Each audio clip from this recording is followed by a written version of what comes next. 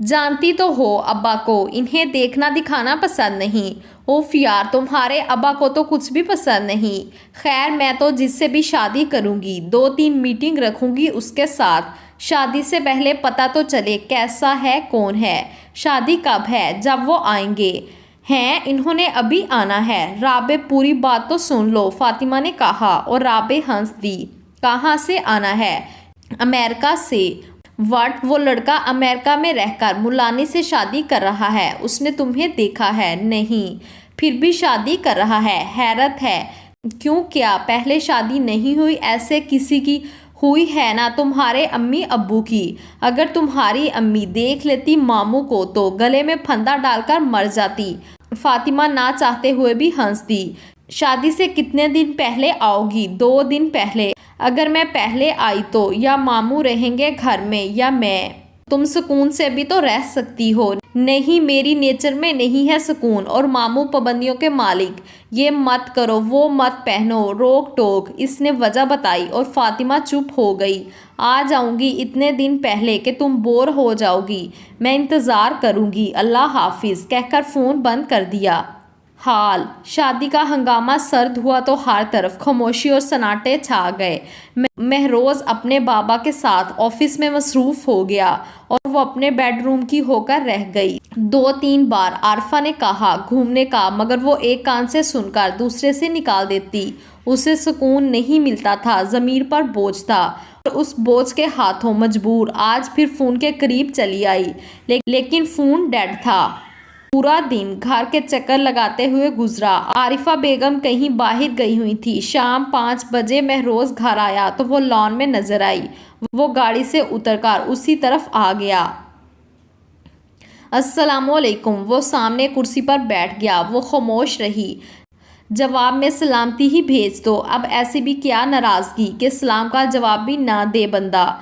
तुम पर सलामती भेजूं? वो जहर खंदा लहजे में बोली। तुम्हारा शोहर हूँ, तुम नहीं सलामती भेजोगी तो कौन भेजेगा? मेरा शोहर तुम्हारे जैसा घटिया और कमीना होगा, मैंने कभी नहीं सोचा था। और जिसने सोचा था मैं उसका शोहर नहीं बना, इसने शरारत से कहा और वो संजीदगी से देखने लगी। अपना मोबाइल दो। उसने हाथ बढ़ाया। क्यों, खैरियत? मैं फ़ोन करना चाहती हूँ। फातिमा से माफ़ी मांगना चाहती हूँ। सुना तुमने? वो गुस्से से भड़की। कोई फ़ायदा नहीं। मैंने आज अलियास साहिब को कॉल की थी। वो इस मौजू पर बात नहीं करना चाहते, लेकिन मैं फातिमा से बात करना चाहती हूँ, उनसे नहीं। महरोज ने सेल इसे दे दिया। वो फ़ोन लेकर कमरे में आ गई और सूफ़ी अलियास के घर का नंबर डायल किया। हेलो, अस्सलामुअलैकुम। दूसरी तरफ खतीजा थी। वालेकुम अस्सलाम मुमानी जान, मैं राबे फातिमा से बात करनी है। दूसरी तरफ से यकदम फ़ोन काट दिया गया।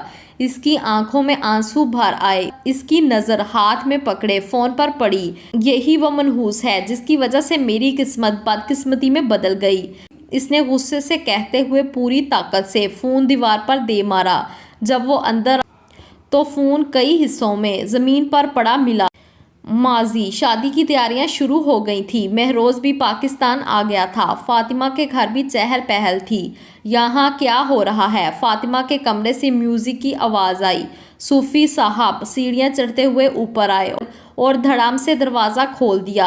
सामने डांस की प्रैक्टिस चल रही थी, जिनमें इनकी तीनों छोटी बेटियां और राबे शामिल थी। वो अब्बा जान। फातिमा से छोटी रकैया से कुछ बोला नहीं गया। बेशरम बेहया, जरा शर्म नहीं आई बेहुदा हरकत करते हुए। इन्होंने अपनी तीनों बेटियों को थप्पड़ जड़ दिए। वो मामू कल मेहंदी का फंक्शन। राबे ने कुछ बोलना चाहा। खबरदार लड़की, तुम तो चुप ही रहो। उन्होंने राबे को चुप करवा दिया। ये डेक कहाँ से आया? मैं लाई हूँ मामू, जहाँ से लाई हो वहीं फेंक कर आओ। हमारे घर में जगह नहीं ऐसी चीज़ों की। वो हुक्म देकर निकल गए और वो तीनों आंसू लिए बैठ गए। सॉरी यार, ये सब मेरी वजह से हुआ। राबे को अफसोस हुआ। इसमें तुम्हारी गलती नहीं, हमारा घर ही ऐसा है। फातिमा शुक्र अदा करे। फातिमा जो इस घर से जा रही है, हमें पता नहीं कितनी और सजाएं काटनी है। रकैया ने दिल की भड़ास निकाली। कोई बात नहीं, हम कुछ और करते हैं। राबे ने कहा रहने दो, वो फिर आ जाएंगे। रकैया ने कहा बड़ी मुश्किल से माहौल ठीक हुआ है। कहाँ जा रही हो? फातिमा ने कहा सोने के लिए। राबे ने कहा मगर तुम तो मेरे साथ सोती हो। नहीं यार, कल तो वैसे भी तुम हमें छोड़कर जाओगी, क्यों ना हम ही तुम्हें छोड़ दें। गुड नाइट, तुम भी सो जाओ, कल तो वैसे भी वो तुम्हें सोने नहीं देंगे, राबे ने छेड़ा। फातिमा हंस दी। ओके, मैं जा रही हूँ रुकैया के बेडरूम में, वो कहती हुई निकल गई। वो मुस्कुराती हुई सीढ़ियाँ उतरी और किचन की तरफ गई। पानी की बोतल फ्रिज से निकाली और पानी पिया। वो वापस जाने के लिए सीढ़ियाँ चढ़ने ही वाली थी कि पास रखा लैंडलाइन फोन बजने लगा। 2-3 बार बजने पर इसने फोन रिसीव कर लिया। रात के 2 बजे का वक्त था। हेलो, इसने नॉर्मल अंदाज में कहा। हेलो, मर्दाना आवाज सुनाई दी। कौन, आपको किससे बात करनी है? फातिमा इलियास से। राबे बुरी तरह चौंकी। आप हैं कौन? क्यों बात करनी है?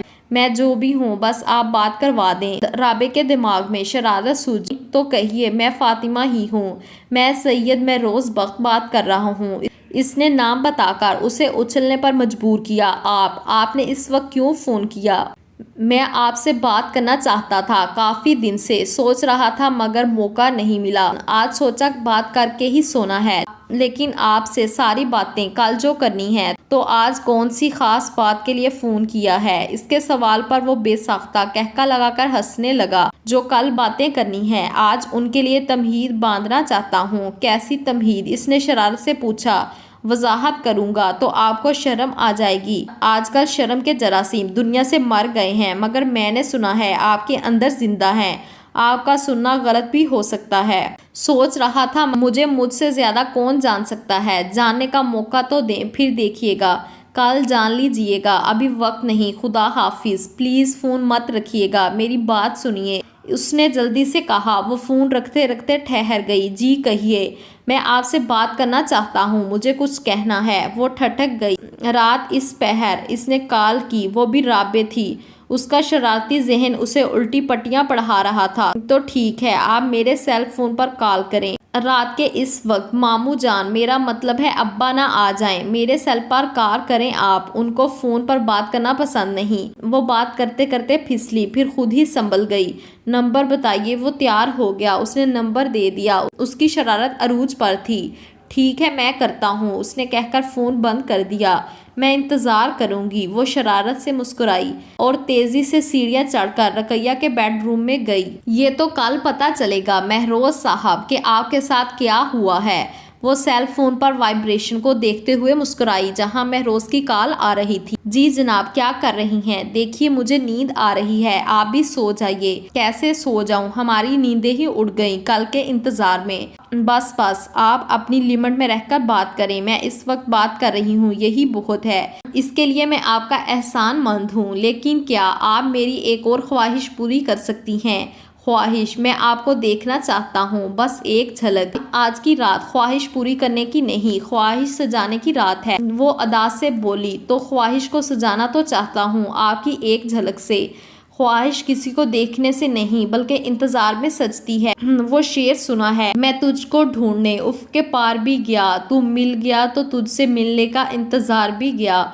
वो दिलचस्पी से बोली। महरोज चुप हो गया। बेहतर है आप कल पर ख्वाहिश छोड़ दें और सो जाएं, कहकर उसने फोन बंद कर दिया। ब्यूटिशियन से टाइम ले लिया तुम लोगों ने? राबे ने पूछा। नहीं, फातिमा ने कहा। तो तुम्हें तैयार कौन करेगा? तुम? अरे नहीं, मुझे लिपस्टिक और ब्लश ऑन के सिवा कुछ भी नहीं आता। ये तुम्हारे इतने लंबे बाल कौन समेटेगा?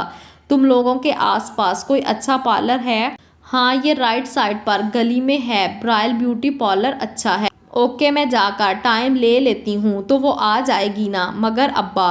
वो कुछ नहीं कहेंगे, उन्हें पता ही नहीं चलेगा। मज़ीद नॉवेल्स के लिए हमारे चैनल को सब्सक्राइब करें और वीडियो को अपने दोस्तों के साथ ज़रूर शेयर करें। शुक्रिया।